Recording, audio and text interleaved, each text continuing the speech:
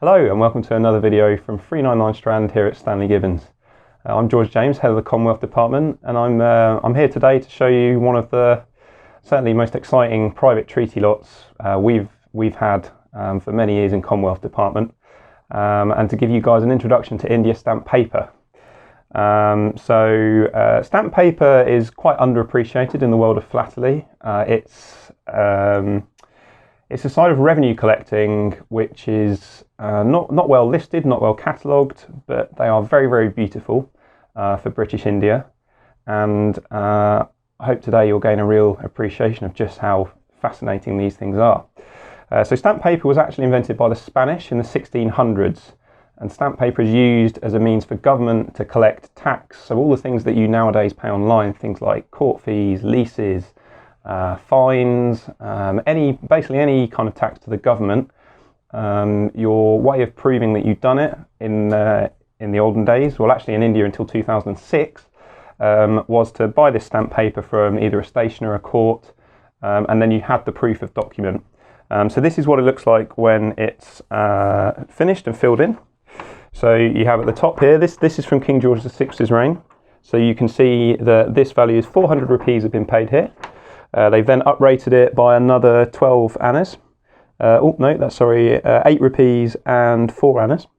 And it's basically acts as a certificate of whatever legal document, whatever tax you've paid, and it basically allows the government to control the tax that you've paid. So as I say, in India, these were initially used in Victorian times, British India. So we've got some used examples here, obviously typed in the local script. They're cancelled so to prevent reuse. Because obviously, they go right up to 1,000 rupees, so it's a huge amount of money. They have these intricate watermarks as well. And usage in India actually only stopped in 2006. They've now gone to an e-stamp system. And I suspect strongly that they would still be using it. But there was actually a fraud case in India to do with stamp paper, which cost the government over $1 billion US dollars equivalent in India. Someone was forging them on a large scale. And selling them to pay their legal fees, and the gentleman who was caught doing it, the ringleader, wasn't just sentenced to 30 years in prison, he was sentenced to 30 years of hard labour and fined over $100 million. So that ceased the use of this stamp paper. But what's in the private treaty lot then? So what we have is really quite astonishing. It is a set of 114 coloured die proofs, and this is one of the largest engraving projects that De La Rue ever undertook. All of this, obviously in Victorian times, was done by hand. It's absolutely phenomenal, and the set goes all the way from 2 annas right at the bottom, all in different colours, and then all the way up to 1,000 rupees.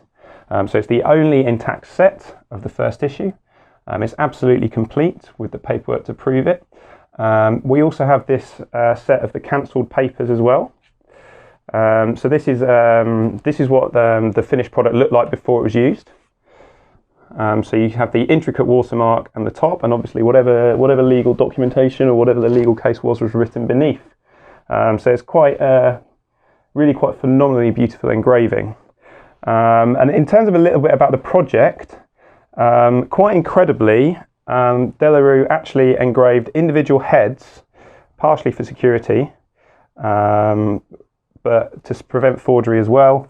But individual heads were engraved for each value. So when they're round numbers, you tend to get one head in the sheet. So for example, we've got 2 annas here. It only has one portrait, the 2 annas frame. And when you have 1,000 rupees, you also have a 1,000 rupee head. So you have just a single head. It looks very clean. Now all through the set you have all sorts of different values. So you have this one which is 925 rupees. So to make up the value you have 700 rupees in the middle, you have 2 100 rupees there, and then you have a 20 rupee and a 5 rupee head.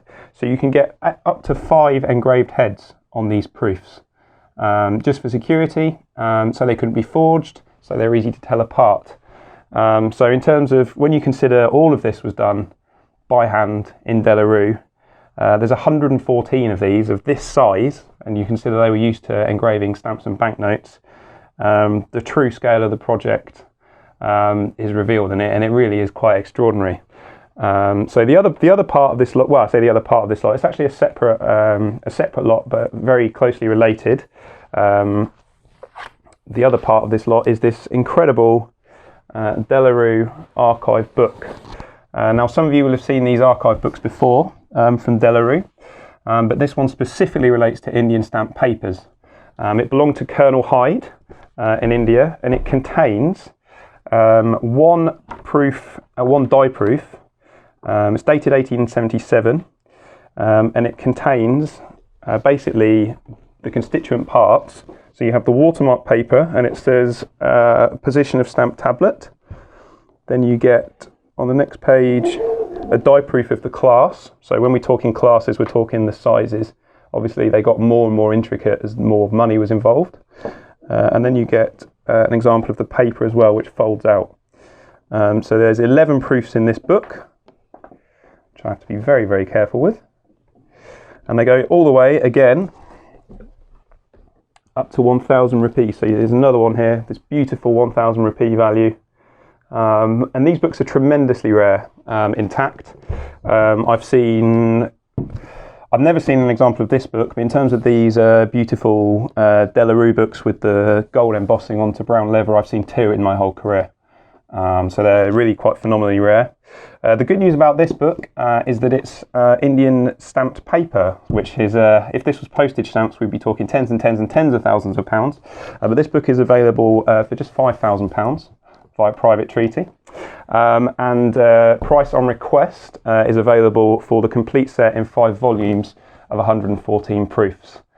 So for more information, contact me at the Commonwealth Department, which is gjames@stanleygibbons.com or cw@stanleygibbons.com. Both of these fantastic lots are available now. So get in touch if you'd like to, see more scans, see more information.